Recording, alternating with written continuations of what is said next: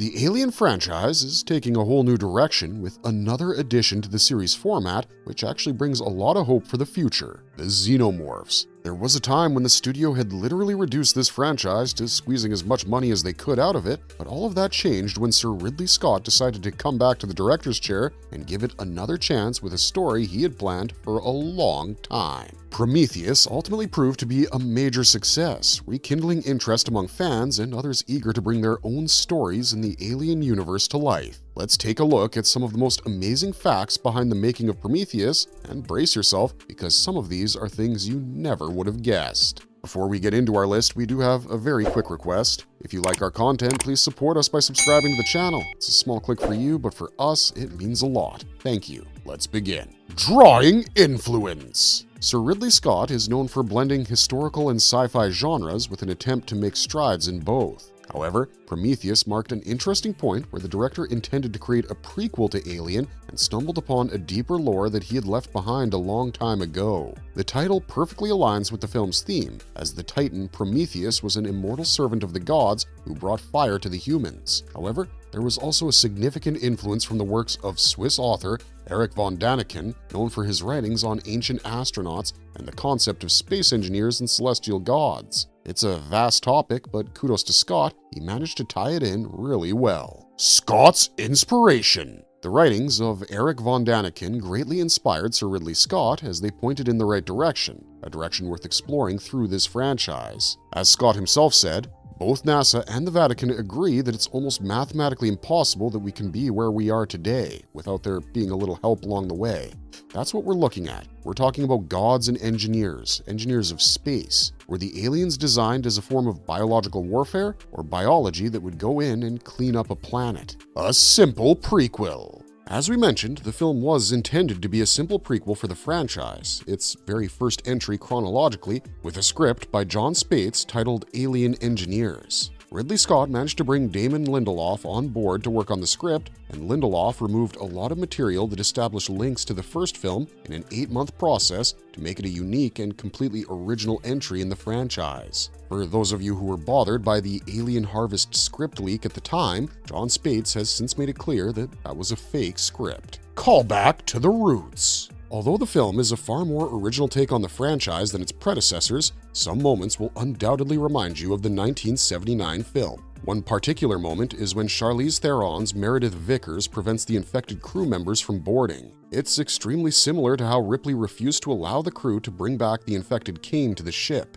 This resemblance isn't merely circumstantial either, there's dialogue actually reused in this sequence. Werner Herzog connection. It's not often that you make a film and it's somehow linked with the masterful works of the legendary Werner Herzog. Remember the cave paintings shown early in the movie which depicted a horse in motion? Well, these caves were none other than the Chauvet Caves from the south of France, and the last time you had a chance to see them was in Werner Herzog's masterful documentary Cave of Forgotten Dreams from 2010. Weirdly, both of these films were shot in 3D, and if you give them a chance, you'll realize that it was well worth it. Scott's plan to film in 3D ended up adding a total of $10 million to the budget of Prometheus. R rating. Ridley Scott's return to the Alien franchise was a topic of major conversation for a long time, with people fully excited to see what he brought to the table. However, this fascination wasn't limited to just fans, as the studios were also keen to see what Scott brought to the franchise. It was under 20th Century Fox CEO Tom Rothman's blessing that Scott's vision was confirmed not to be compromised at any point. It takes a lot for a studio to do that because fans of Scott will remember what he had to go through with the ending for Blade Runner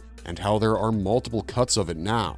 But Scott committed himself to making the film with reckless abandon, making it as brutal as possible, and in the end, he ended up canceling any chances of an extended director's cut. According to him, the theatrical cut was what he had envisioned. The Dune Connection. Prometheus does prove how much easier it's become for directors to bring their big-budget concepts to the big screen. However, there have been times when this passion has led to a significant letdown, and the project ultimately failed to materialize. Alejandro Jodorowsky's Dune was one such project that has since become the talk of the town, with various concept arts and plans behind it becoming fodder for cinephiles and filmmakers as well. The project influenced a large number of films, and one such influence was the domed structure that had a skull-like face on top, which the crew brought back to the ship. Giger has always been a pivotal figure in the design of the Alien franchise, and this time it was his art for Baron Harkonnen's castle on Getty Prime from Alejandro Jodorowsky's Dune that became the source.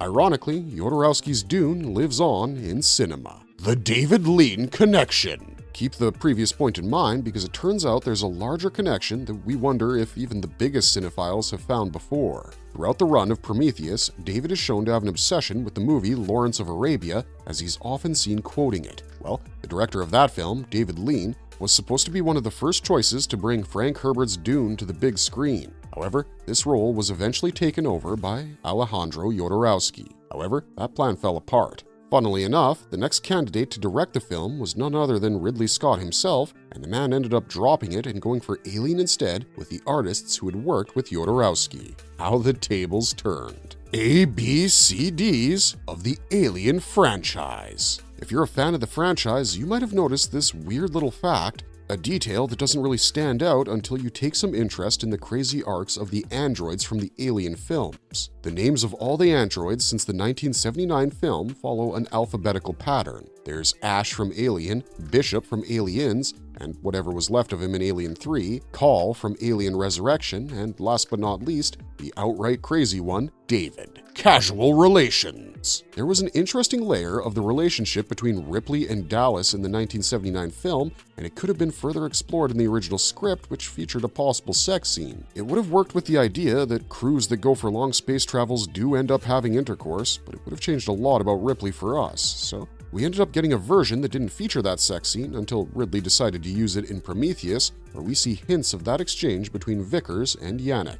James Cameron meets Scott. For a long time, since the previous entry in the franchise, there have been rumors that the OG Alien directors, Sir Ridley Scott and James Cameron, were going to work together on one of the entries in the franchise. It might just sound like a dream come true, and the directors did manage to sit down and plan something for this film, the fifth entry in the franchise, which would be produced by Cameron and directed by Scott. However, it turns out that 20th Century was too busy milking as much as they could from the franchise, including producing the 2004 film Alien vs. Predator. So Cameron backed out completely and decided to never work with the franchise again, and Scott, well, he made sure to incorporate whatever bits they had planned into Prometheus. Casting the new Ripley. One of the most consistent patterns in the Alien franchise is the presence of a female protagonist, a theme that's also carried over to the Alien vs. Predator franchise. It could be called the Ripley effect, and considerable effort is put into casting the ideal person in the role of the next protagonist. When casting for the role of Elizabeth Shaw, Ridley Scott ended up accidentally coming across Noomi Rapace while the actor was supposed to have a scheduled meeting with Michael Costigan. Scott was already a fan of the actress, having seen the 2009 film The Girl with the Dragon Tattoo about 3 times. When he offered her the role, she agreed right away, even though they had to go through a studio screen test before confirming her. But it was as if she was fated to carry the legacy of Ripley. The Predator Connection. Although the Alien vs. Predator film failed to capitalize on what could have been a historic collaboration for the franchise, Prometheus does have a unique connection to the film. Ian White, who plays the last engineer in the movie, isn't appearing in such a role for the first time because he also played the Predator in both Alien vs. Predator from 2004 and the 2007 sequel, Aliens vs. Predator Requiem. Perhaps Scott was able to overlook the fact that it was a somewhat positive addition to the franchise despite a huge divide among the fan base. Accents of the crew. Even though we're accustomed to Noomi Rapace's work now, with the numerous projects she's undertaken in Hollywood, the actress was just beginning her journey at the time. She would end up working with several dialect coaches to nail down the accent she ended up using as Shaw. Meanwhile, Idris Elba, known for his subtle accents, as The Wire fans will note, appeared quite relaxed this time around, and his accent sounds like a peculiar blend of several Southern American accents. Sleeping in the Prometheus. The iconic set design was quite authentic, but Sir Ridley Scott went one step further, suggesting that the film's cast could sleep on the set and actually live in the interiors during filming. This wasn't possible due to several health and safety precautions, plus who would want to sleep in a ship knowing that death was right around the corner? Corn oil and speakers. Have you used one of those Bluetooth speakers with the top part that shakes in sync with the bass and beat of the music? It seems that they were a major inspiration for designing the shifting slime feature for the vases. This shifting slime was created by mixing corn oil and alcohol, which was then placed on a speaker hidden inside, causing the fluid to exhibit a weird movement. Designing LV-223. VFX art director Stephen Messing went through a significant portion of the NASA archives, primarily their aerial photographs of Iceland and Wadi Rum, when creating the descent of the Prometheus ship onto the alien moon LV-223. These visuals would actually be painted over and extended to create the altered landscape, making them feel somehow realistic. The new language. The University of London School of Oriental and African Studies has an appearance in the film, and rightfully so, because these guys ended up creating a whole new language for this entry, and it would be a sensible rendition of languages we already know. Scott actually approached them himself, and it was linguist Anil Biltu's suggestion to retain this language, Proto-Indo-European, also known as Pi. Pi was a common language spoken until about 2500 BC, and it would ultimately give rise to the European and Indian languages. No wonder David managed to figure it out after working with the experts, including Biltu and several others who appear next to David during some of the scenes. Old Man Guy Pearce. Guy Pearce is one of the most remarkable additions to the franchise, and the actor manages to leave a lasting impression with his appearance as the only person who seems to have aged a bit. However, the actor's makeup took approximately 5 hours to apply and then another hour to remove after the shoot. Putting the space jockey. Scott managed to leave breadcrumbs for his fans with the appearance of the space jockey in the 1979 film, something that became a major point of discussion amongst fans. The director had to put up a fight to ensure that the body was included in the film, as it would be the perfect means to set up the pivotal arc of Prometheus and what became of its subsequent sequel, Alien Covenant. Timelines across the franchise. In recent years, there's been considerable confusion about where each new edition in the franchise goes in the overall Alien timeline, but Scott was quite clear about his take, and this film takes place exactly 29 years before 1979's Alien, between 2089 and 2093. A philosopher lecturing on the orrery. One of the most beautiful sequences in the film is when we get to see the star map, as pointed out by David, which he would later use to go through his awful and sinister plans. However, this visual was inspired by a great art piece, A Philosopher Lecturing on the Orrery by Joseph Wright of Derby, an English painter. Severe haircut. Byfield has one of the most unique character designs, something that blends seamlessly into the idea of a futuristic character design for someone undertaking such missions. However, you may be surprised to learn that Sean Harris and Scott themselves actually designed the red mohawk style. In fact, Scott had made a sketch of a man with a severe haircut that became the basis of the style. Storyboarding. Scott is a storyboard artist himself and has created several so-called Ridleygrams, drawings that he would share with the artists and designers working on the film. The man ensured that he set up an office next to the production design team, working closely with them to maintain a constant exchange of ideas. This would provide a more cohesive process, allowing Scott to discuss and approve designs with the people more quickly. Shooting at home. Even though the film would mark a significant step for Noomi Rapace, who went on to have a successful career in Hollywood, the on-location scenes for the opening sequence were shot in Iceland, Rapace's homeland. The actress managed to meet her family and visit them during this part of the shoot. Sci-fi director. Ridley Scott has become a household name in the sci-fi genre, with fans being well aware that anything Scott does will probably be worth investing in. However, surprisingly, this is only his third entry in the sci-fi genre, and that too after quite some time, because his other two entries were the 1979 film Alien and 1982's Blade Runner. Additionally, this would mark his first foray into 3D filmmaking, a trend that had gained significant momentum at that point, and the director managed to find his footing in this growing interest. Even though he'd been working on historical fiction for a long period of time, the fact that he ended up giving us some of the most iconic sci-fi films of all time is something that will ensure that his name echoes forever in the halls of the genre. Scott at the helm. Prometheus and its subsequent sequel actually ensured that the director became the first and only person to direct more than one film in the franchise. However, initially, Scott was willing to hand over directing responsibilities to Carl Rinch, a move that Fox strongly opposed. The studio was only going to work on this film if Scott was at the helm. The running controversy. One of the most talked about aspects of the film is the depiction of the final moments of Vickers, where she ran with Shaw away from the rolling ship's path. It may appear silly, with Vickers running straight instead of deviating from the path of the spaceship, but according to proper exploration, the scene is remarkably accurate. Many people, when panicking, tend to run away from the danger without considering a strategy to overcome the problem. Even though some might debate that both of them could have seen the spaceship's shadow and ran sideways, they didn't actually manage to do that until it was too late. The Patrick Wilson cameo. Patrick Wilson wasn't new to such films, as the actor had established a reputation for himself by that point. However, his brief cameo in Prometheus, which came as a bit of a shock to fans, was shot in a single day in an African village created right outside London.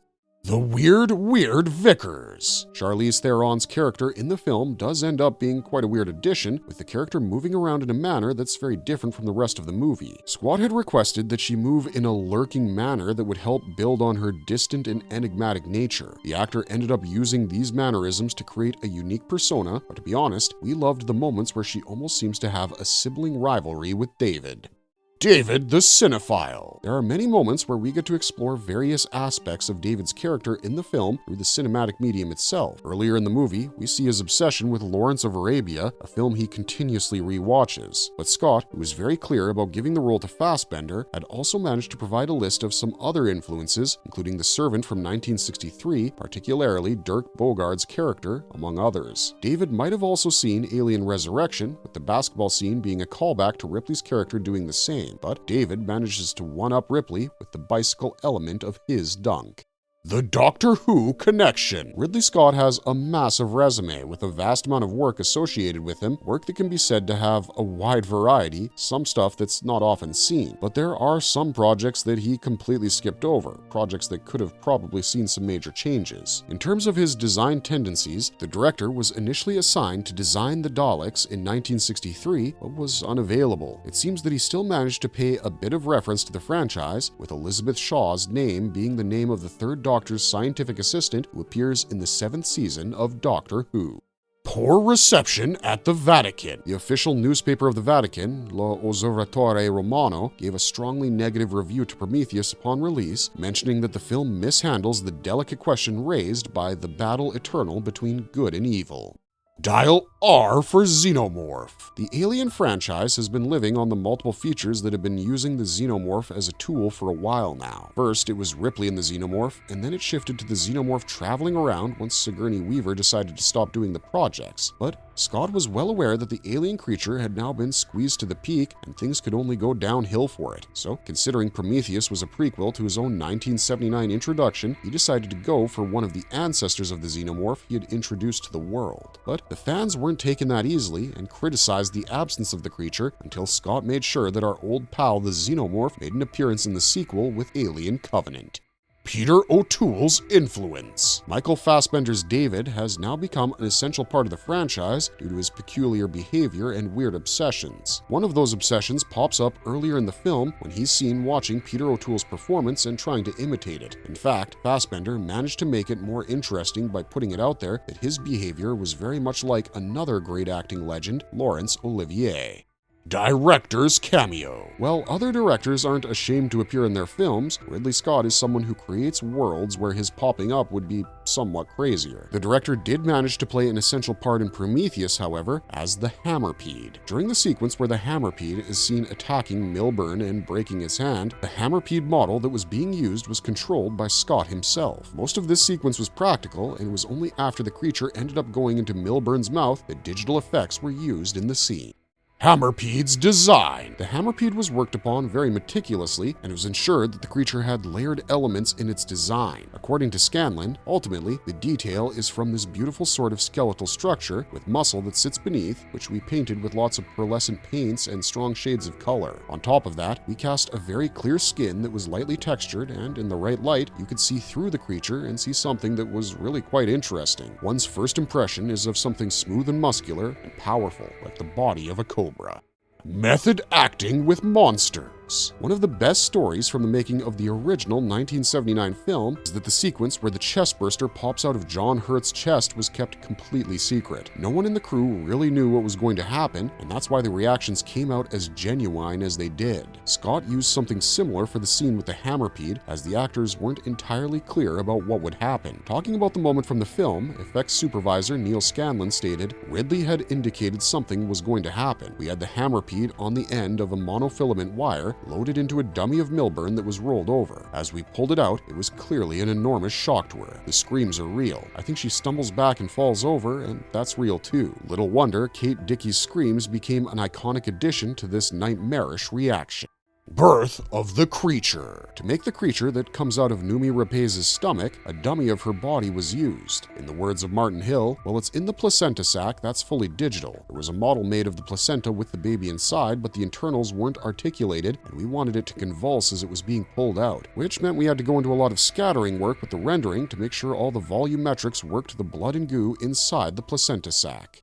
A deacon is born. It was Carlos Huante who pitched the idea of the multiple xenomorph appearances in the show being reduced to just one. According to the designer, the genesis of that character came after a conversation I had with Ridley about a design progression of the creatures, the xenomorph of the first film. I went home and thought about it, but kept on with the Giger-esque ultramorphs. Then, as I worked, I thought, wouldn't it be cool if these aliens, who were born of humans and haven't been mixed genetically with the engineers yet, would look more human and less biomechanical? Of course, this was for a different version of the script, but that's where the Deacon, or Bishop as he was originally named, came from. He later became an ultramorph, and as the script changed slightly after I left, it became the Thing at the end. Borrowing from alien planet. For the design of the Deacon, Scott was particularly influenced by the goblin shark, an abyssal species that has an extendable jaw. According to Neil Scanlon, there is a shark that Ridley cited as a reference for us right from the start that has an entirely new jaw that unfolds from the inside of its skull. So the jaw opens and a secondary jaw comes out. Had someone told me that, I would have thought that was pure fantasy, but when you see the real creature, it's amazing. Ridley also cited an anglerfish, which has a light that sits forward of its head, which again is an amazing thing to see. The blue in the character design. As for the blue skin of the Deacon, Carlos Huante said, "Why was it blue? I don't know. The illustration was blue so as to emphasize its whiteness in a dark blue setting, and I was following some inspirational paintings that a contemporary Russian painter did of a man's head that Arthur had sent me from Ridley. The creatures were all supposed to be albino, were supposed to look simple, beautiful, and ghostly like a beluga whale in dark Arctic water." Femininity in the Deacon. During the creation of the xenomorph ancestor, it was ensured that the genetic cocktail of the creature also included some feminine elements. In Neil Scanlon's words, "It came from Shaw and Holloway, which then produced the trilobite. We tried to hold on to some Shaw, some femininity. It was born of a female before being born of a male." A tribute to vulvas. Since the plan involved making sure to not have any direct references to the 1979 film, the designers didn't want the idea that the trilobite had a somewhat similar appearance to a facehugger. According to Neville Page, who designed the adult stage of the creature, we weren't going to do the facehugger, and we weren't going to do any sort of metaphor to the first film, but at the same time, this trilobite creature became like the uber metaphor of the facehugger in a way, because it's very tentacular, it's in the same way somewhat sexual. And honestly, when I was done with the face of it, if it even has one, it has the most vulvas I've ever put into a design. It was a celebration of vulvas, really, which seemed appropriate. The parrot at play. The sound design is one of the most essential parts of such a feature, and thus sound designer Anne Scibelli ended up using her pet parrot as a reference. That might sound completely bonkers, yes, but she ended up recording her parrot over the weeks, only to then use this sound for the bits that involved the beeps, alarms, and even the cries that came out of Shaw's alien child. We impressed our creators. One of the extended scenes that was deleted from the final cut of the film showed the final interaction between Shaw and the last engineer. Still, this time around, the engineer comes across the video that Holloway had sent to the planet as a means of first contact. In the video, we can see Shaw playing the violin, and the engineer is visibly impressed by the video as a smile appears on his face, almost as if he didn't expect humans to become such beings. Leviticus 22:3. The name of the moon, LV-223, comes from the Bible verse Leviticus 22:3, and the premise for the entire film is hidden right here, along with the fates of the crew. The verse goes like this: "Say to them, if any man among all your descendants throughout your generations approaches the holy gifts which the sons of Israel dedicate to the Lord, while he has an uncleanness, that person shall be cut off from before me. I am the Lord." Old Man Wayland. Guy Pearce is almost unrecognizable as the old and ailing Peter Wayland, and the actor completely goes deep into the character. In fact, the makeup for this character took about 5 hours to apply and only 1 hour to be completely removed. Finding the Hook. Logan Marshall Green had a clear philosophy for his character before he took the persona of Charles Holloway. According to the actor, his character is like an ESPN X Games scientist from 1994, essentially someone who leaps before even glancing over. Foundation Cord. Fans of Asimov know that a lot of filmmakers have referenced this great author, and shockingly, a lot of his work hasn't been put to the screen yet, but Scott made sure that the influence was clear, and that's why the hologram message to the crew might remind people of a moment from Asimov's Foundation. Wayland clarifies that he might be dead by the time the people are looking at the message, and a similar event takes place with the character of Harry Seldon in the books, who sends a similar message, but in his case, he was actually dead. Marvelous verdict. Prometheus brought a massive shift in the Alien franchise and developed a lot of interesting elements into the lore. Even though the response to the film was very divisive, there's still a lot that this film explored, which allowed for serious development instead of the xenomorph adventures that it was becoming over time. Scott managed to sever the ties of the franchise with the Alien vs. Predator movies completely and still continues to have plans for the franchise in the future, though we simply don't know if either Sigourney Weaver or Ridley Scott will be returning to a major position in future films. It'll definitely be an essential part of any discussions that happen. As always, if you liked our content, don't forget to leave a like and subscribe to us if you haven't already. Otherwise, thanks for watching, stay safe out there, and have a marvelous day.